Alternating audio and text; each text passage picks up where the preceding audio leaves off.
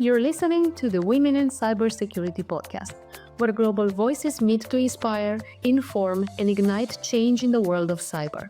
Hosted by Judith Eugenius, Alexandra Francu, and myself, Julia Iancu, we bring you real stories, expert insights, and bold conversations from the front lines of cybersecurity. Now let's dive into today's episode. Welcome our listeners. Thank you for being here again today. We are in the midst of the holidays, so we're in the Christmas Eve, and we're very happy to have you here listening to us. If you are today, then you are a true listener to our podcast, and I want to welcome you to the episode 11. Today we have Paula, and I just want to say that I met Paula at Dev Camp, and where she presented a very interesting session called "Only God Can Help Us Now."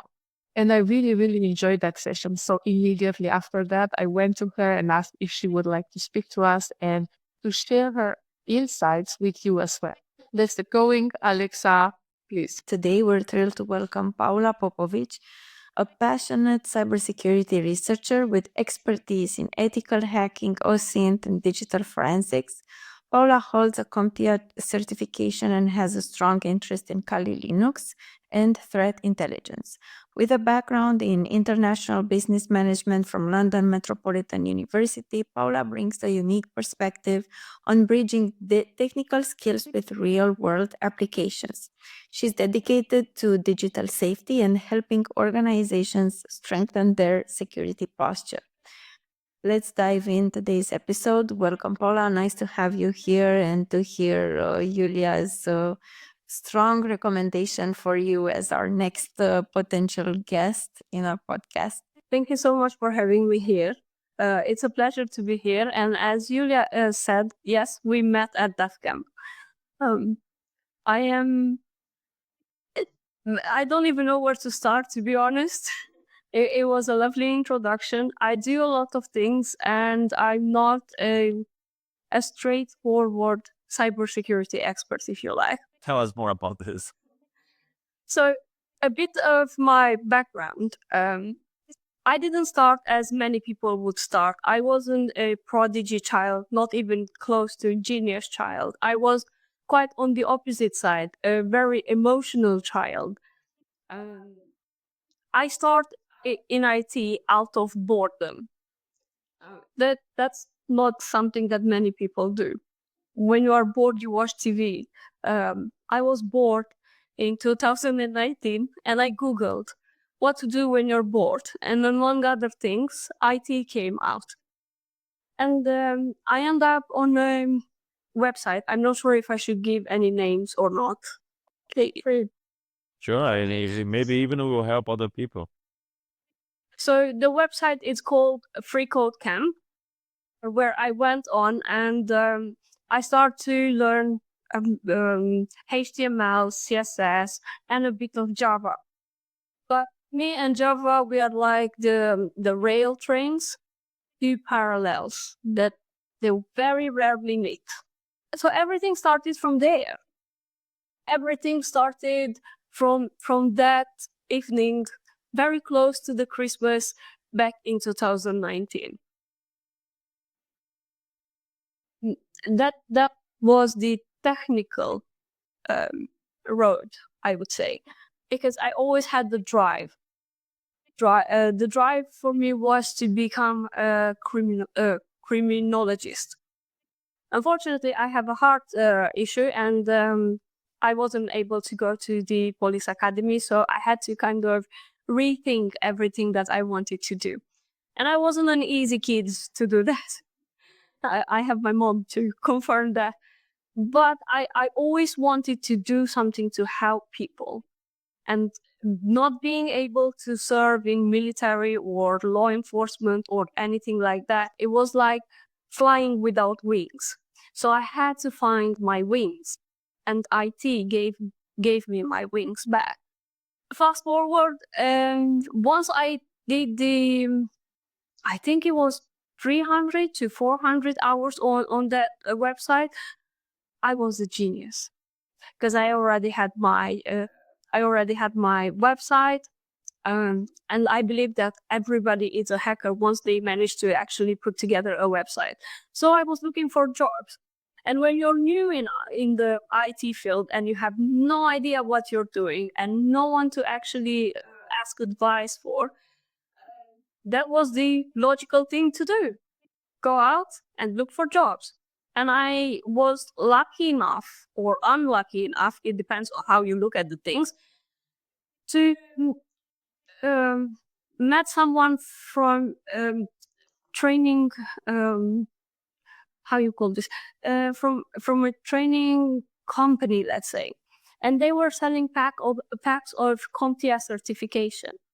Now I can tell you this now, I didn't really need them, but back then I didn't know that, so I did took them. It was a good thing because it gave me a lot of knowledge in what I want to do, how it has to be done, and that helped me kind of plan my next step when I realized that IT it's not as easy as it sounds, but it's not as scary as it sounds either. So you're something in between.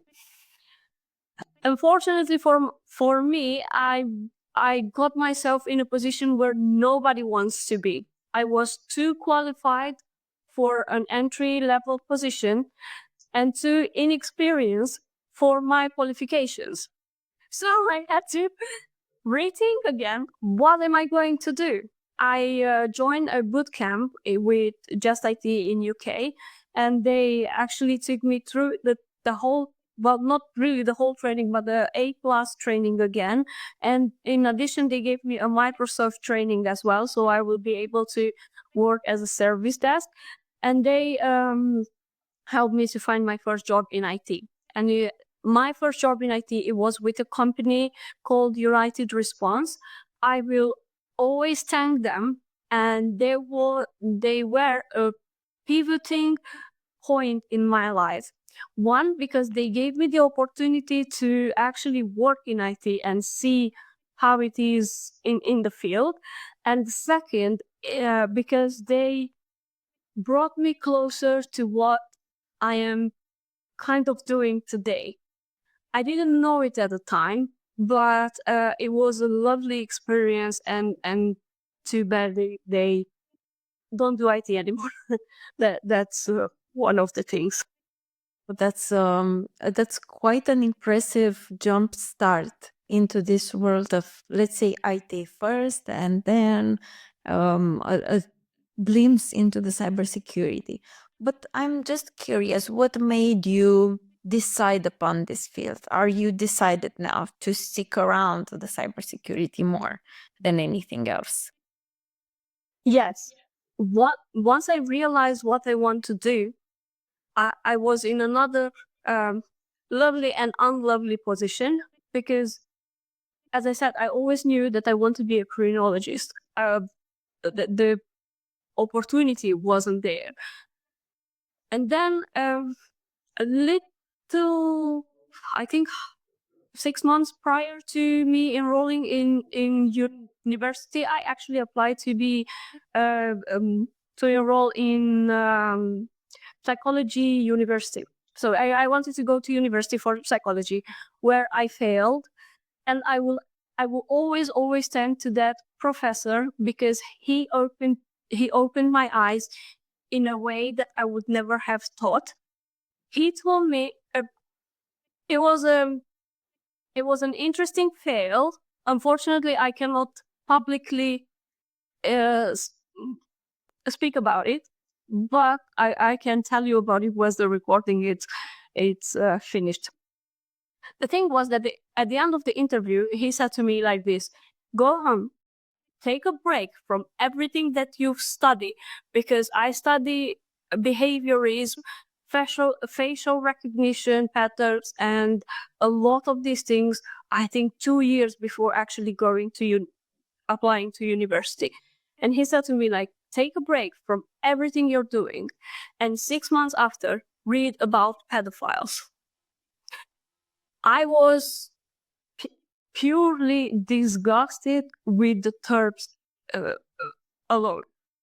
But I did what he suggested because I had a point where I would go and be on the street and see people in a very different light than everyone else was looking at people. And I said, this is not normal for me, for my mental health, and for my family in the first place.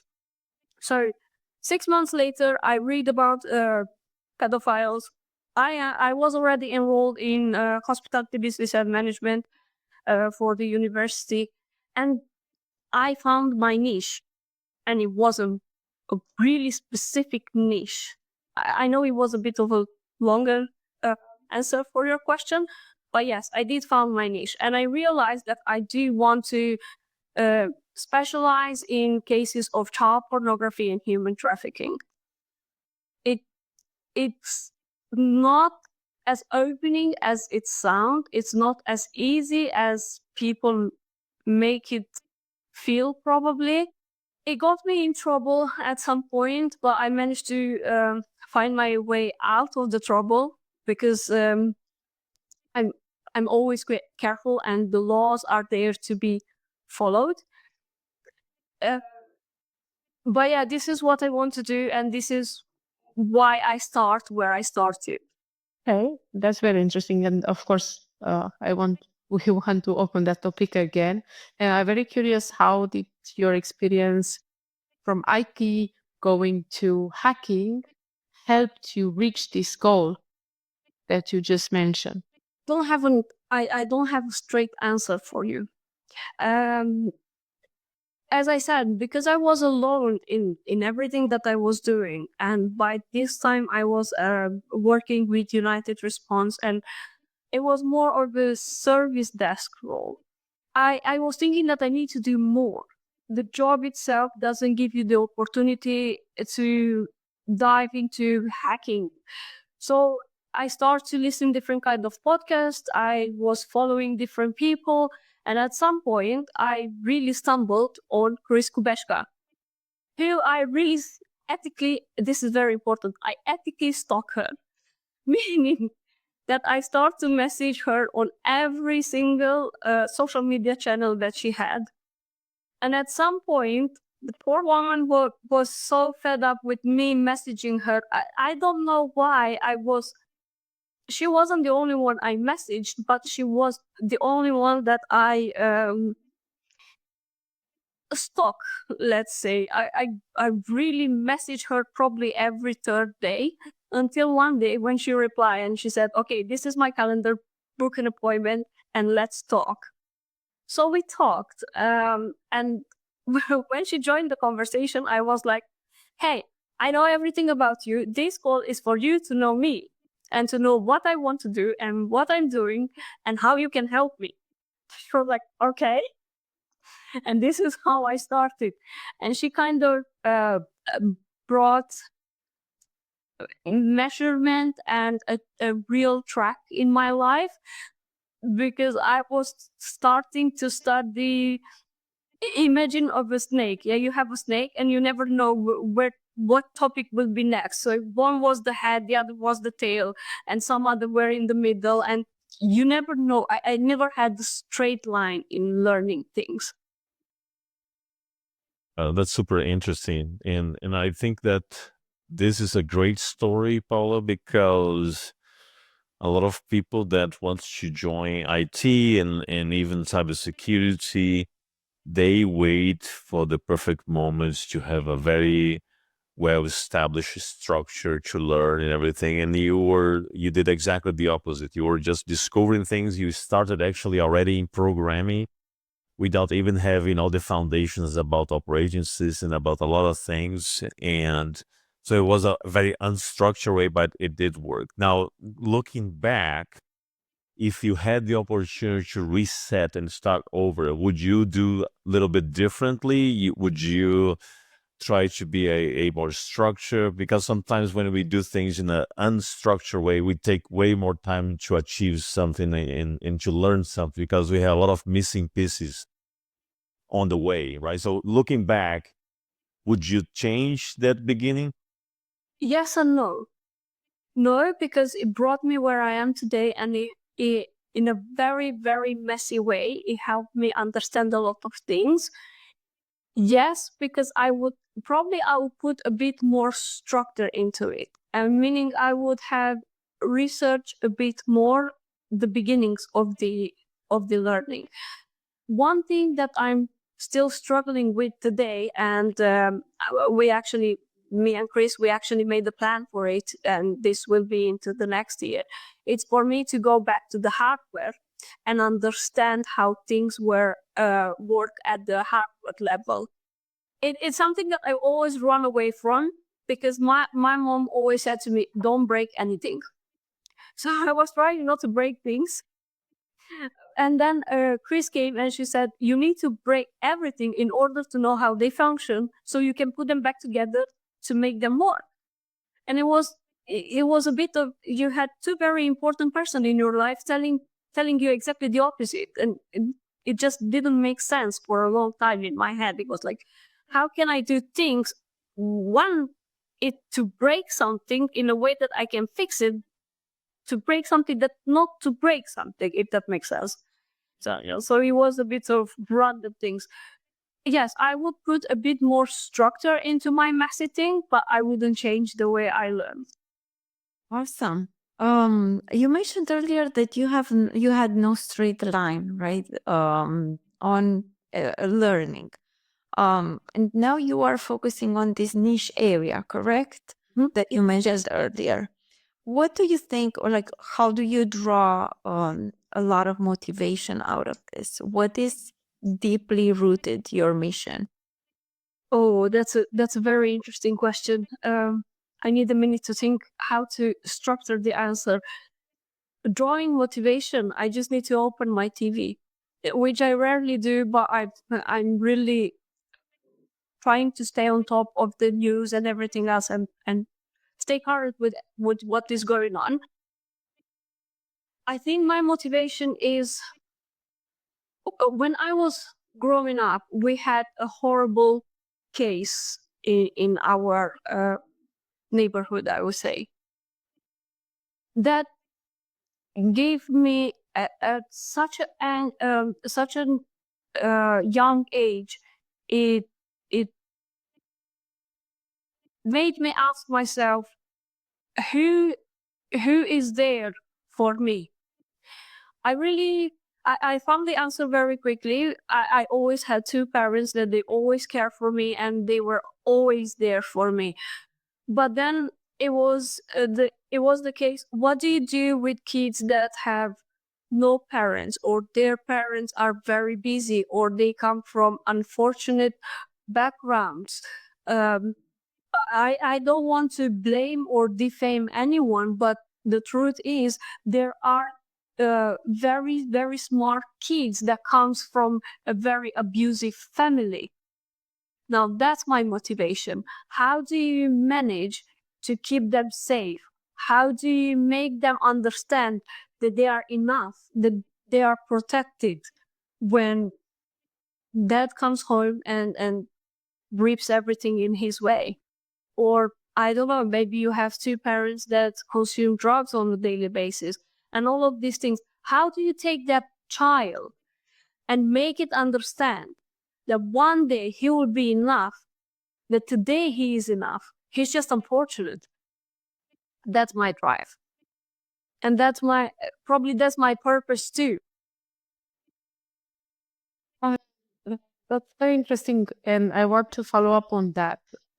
How do you think, in your opinion, IT, cybersecurity, and why not innovation in AI can help these children which are in disadvantaged situations, or actually straight up in danger?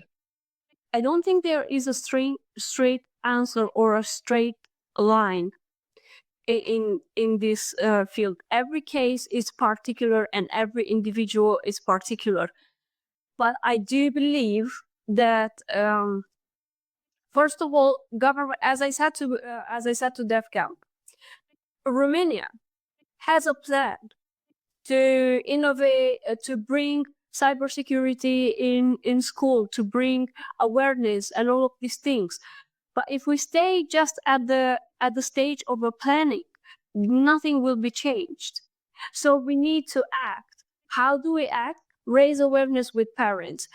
As probably in the last 6 months, the most hard thing that I heard, it was the fact that everybody was telling me parents need to speak with their children. Now we are facing an age where parents don't talk to their children, or where parents think like, oh, you're underage, I'm responsible for you, so you need to do what I'm saying. Okay, I will do it, but give me a reason. Why do I need to do it the way you say? Maybe your way, it's not my way. And it's valid for an adult, and it's valid for a child. When I was in high school, I keep going back and forth in the past and the present because it actually has sense. But when I was in the high school, I had the teacher. She said to me, when you need to do something, ask questions. And I was like, what do you mean? Don't follow blind in whatever somebody is telling you. Even if you're in a job, even if you're in a leading position, no matter where you are, ask questions. And I think this is very, very important in a child's development. If he or she doesn't understand why they need to do the things, they will either do it mechanically or out of fear, which will help for the moment, but in the long run, it will just be a mess. Or they will never do it because they will not understand the reason, even though that's beneficial for them. So IT, to come back to your question, IT, in a very strange and messy way, it gave me a reason, it gave me a purpose. I think it can do with a lot of children. We just need to make sure that they know how to use a computer. They know why to use a computer, what to do and what not to do. Because it's very easy to put a computer in front of a child and tell him, you have free will to do whatever you want. Nobody will come back to you. And 9 times out of 10, they will find their way on dark forums and you've done nothing because you just criminalized a potential brilliant kid. So where are the... Yeah, go on, sorry. No, I just wanted to double click on that because how do you balance this freedom with guidance for the kids at the same time that we are going through this new era of AI where enticing people to do things and to go through false narrative is heavily influenced mainly on this young generation that are driven by TikTok or Reels with sometimes false information, disinformation. And with AI, we are going to the next challenge, which is fake videos that are so real that people will continue to just digest that. How do you balance that? In order to to answer that question, I have to ask you another question. How aware are parents of all of this risk? Very little, for the most part, because they are not educated in technology for the most part. That's the starting point. Educate the parents in order to educate the children. You have no way, at least from my perspective, I am an independent researcher. In order for me to actually go and speak with a child, I need the parents' accord. Yeah, they need to give me the consent, and they need to be present in what I discuss with the child. Now, back in June this year, I hold, I think it was more of a workshop rather than a seminar with 12 years, between 8 and 12 years old children. Prior to that, I asked their parents, what is your child's online behavior? What your child does? Does your child play games, what games they play, who do they speak with. Most of these questions, they were like, oh, don't worry, my child, he doesn't have a chat enabled function in the games. They play Roblox, they play Fortnite, they play a lot of games that just horrified me. I went prepared based on what the parents told me, just to be faced with boredom, with a child that asks questions about sexuality, with a child that asks questions about how to scam the scammer. They told me things like, oh, if somebody asks me to do this, I will ask money in advance, and I will tell them to meet at a very public place and somebody who knows me and this and that. And I was like, this is way out of what parents told me they knew about their own child. So the first thing to educate the child is to educate the parent and make the parent understand the risks. When I started my research paper, I have an academic research paper, it's already published. But when I started that, I had a batch of 100 parents. 75 of them, they purely refused to engage with a very simple questionnaire. And I got answers like, my child, it's not smart enough. My child, it's not old enough. My child doesn't do that. We have rules. I have parenting control over child's devices. The 35 that actually engage with the questionnaire, it was just a surprise for me to understand that they had no idea how to find a hidden app in the child's phone. I had a case where, and this was hilarious, I had the case where a mother came to me and she said, I know somebody is in my phone, I just don't know who it is and how to get rid of it. And when we look into the settings, I realized that she had parent control enabled on her phone. So basically the child was controlling the parent through the parenting control app. Be wise.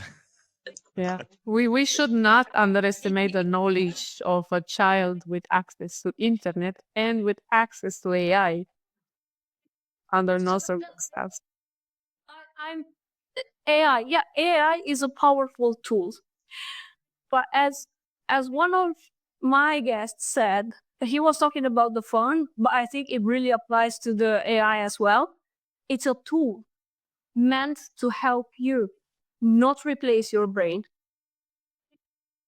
If you go to that side where AI replace your brain and you tell AI, or tell me how do you do God knows what, that's a problem.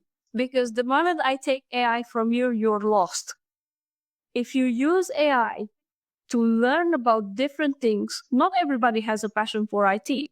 Well, for example, my sister-in-law, she's a beauty technician. When I talk about Elon Musk rockets, she looks at me like, is there any eyelash? I said, no. So yeah, we have we came from different backgrounds, do different things, but somehow we find a way of talking. So not everybody will have a passion in IT, but AI can help you. Use the AI in your advantage. Don't replace AI, or don't replace your brain with AI. You mentioned earlier about digital parenting. Yes. Is that the concept that you talked about? The fact that we need to educate the parents nowadays, in order to prevent some maybe child abusive behaviors going on in this online world. What are some of the advices that you would give, concrete advices that you would give to our audience, to the teens or to the parents in our listeners these days that are applicable? So yes, among other things, I do speak about digital parenting. The one very important advice, it's not mine, it's something that I discovered through research and speaking with a lot of parents and people. Speak to your child. These days, children have access to a phone, tablets, smart devices, laptops, whatever not, smart TVs. They all connected to internet in a way or another. Talk to your child. And I said this to DEFCAM. Speak to your child as young as 2. Because what you put in your child's mind, that's what you will gain at a later time. I had this conversation with my sister-in-law when she said, I don't think I'm a patient enough parent because, and I said to her, like, you will see the difference between your child and somebody else's child, not now, in about 10 to 15 years time. Because when a 2 years old will become a 14 years old, the bond that you have with that child, it will be the bond that will help you help them. If I, as a 2-3 years old child, I'm afraid of you, when I'll be 14, I will not be coming to you. Talk to your child. That's the basic of digital parenting. Try to learn and understand and find a way of finding time to learn about the risk that they are in the digital space. Just because a chat, I will tell you something very, very interesting that I learned probably 3 days ago. Many parents think that just because you don't have a chat enabled function in their children's I don't know application game, they cannot communicate. Well, let me tell you something else. I forgot the name, but there is actually a way of communicating at a very low radio frequency. You don't need a chat to communicate with somebody else. You just need to be a bit clever or a bit interested. Go online and see how you can do a radio enabled, I think it's an SMS or similar to SMS. It operates at a lower radio frequency than most of the broadcast or phone lines or anything else. And you can message someone. So following up on this whole conversation about parenting, digital parenting, do you have as part of your project or do you envisioning actually having AI helping parenting to be more precise on this or to also help them to assist on this? Because let's be honest, mainly in families with low income, in families that are where the parents are busy all the time working, for them to ramp up and learn about technology, it might be a big challenge because they are just occupied, putting food on the table and making things operate in their house. How can we have this AI assistance for the parents to be more digital? Do you envision in this type of partnership with AI to help? That's a very interesting question, and I have to tell you that I didn't think so far. Not because I refuse to think that far. It just didn't pop into my mind. I will try to give you an answer. From a developer perspective, I don't have an answer because I'm not a developer. So I don't know. That's the honest answer. As I said a bit earlier, try to find sometimes. You don't need to become an IT specialist to have knowledge in digital perspective, if you like. You can use AI, even if you're a parent. You can use AI the way it is today. Go there and create a conversation. Ask AI what are the most common terms that children use in today's world. I was asking people, parents, and especially women that I socialize with, and I asked them, like, do you know what grooming is? They look at me like I grow another head. I asked them, like, do you know what cyberbullying is? So many mothers, I suppose fathers as well, but many I would generalize. They can shoot me later if they like. But many parents, they have no idea what their child is speaking in front of them because they do not understand the terms. Start from there. You don't need to be IT specialist. Use AI the way it is now. Go and create a conversation where you ask, what are the terms? What are the most popular games? How can I protect my child? How do I know what the risk is? Do they know what is the biggest red flag when somebody is trying to groom their children? My belief, this is my belief, and this is what my opinion in what I've done until now. They don't even think of that because they don't even understand the meaning of the term grooming. So that's a problem. We need to start small. I don't plan to convert everyone in IT specialist, but I do plan to convert them in the best parents possible, if that makes sense. Okay. I want to know because you also have some hacking experience. Yeah, so you enjoy it, and I want to know if you ever use this to help in this situation, or maybe you plan to help to use hacking to protect children online.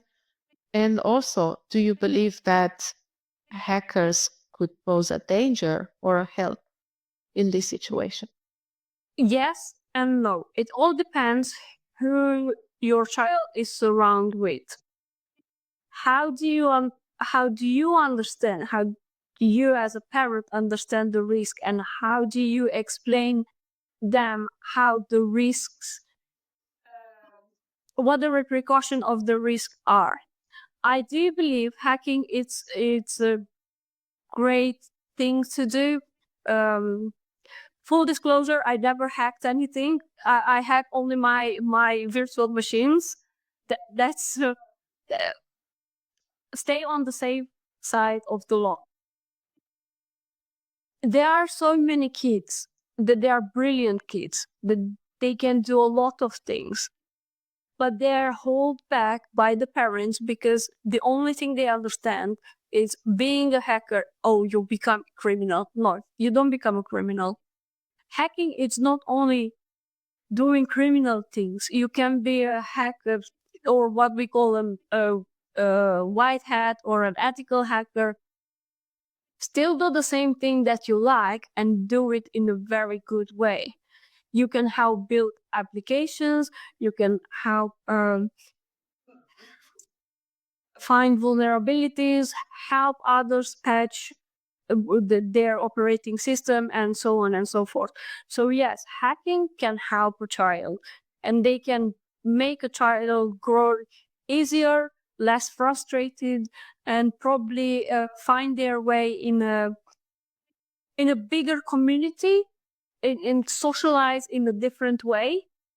I think the biggest problem that we face today is people tend to put a label on their kids. Oh, he's socially withdrawn. No, it's not. Social, how you say, um, social interaction.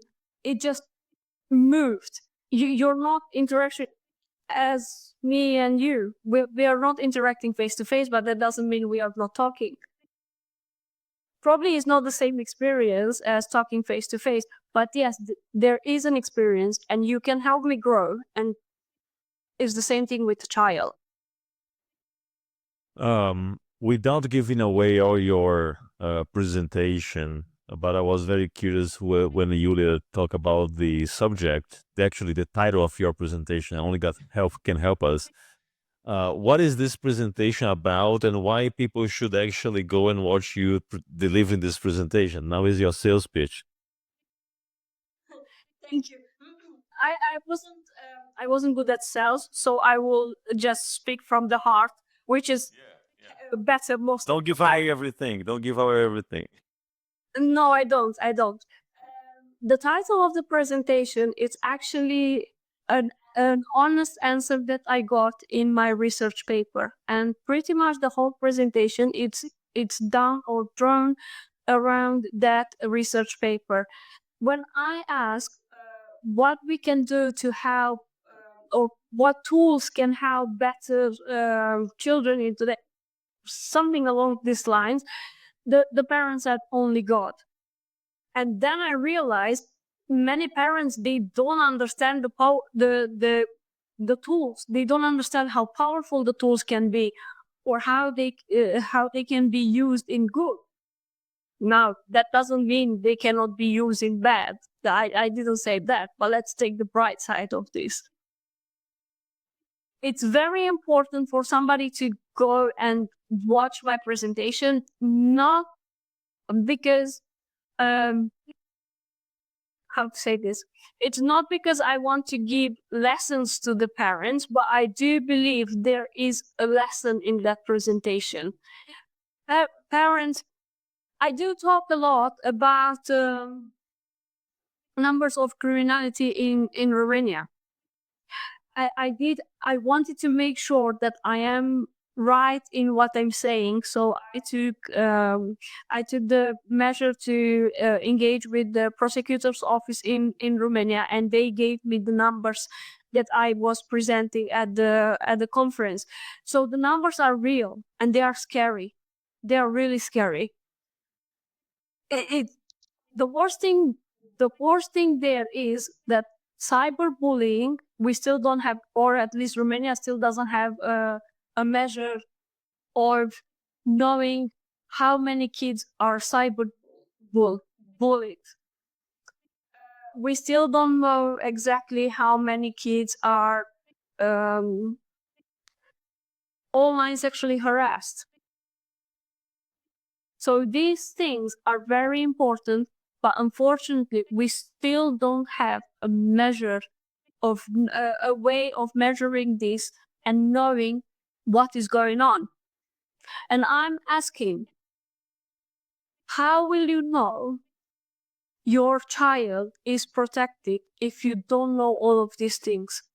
How will you help your child come back to you if you don't even know how to look for these things?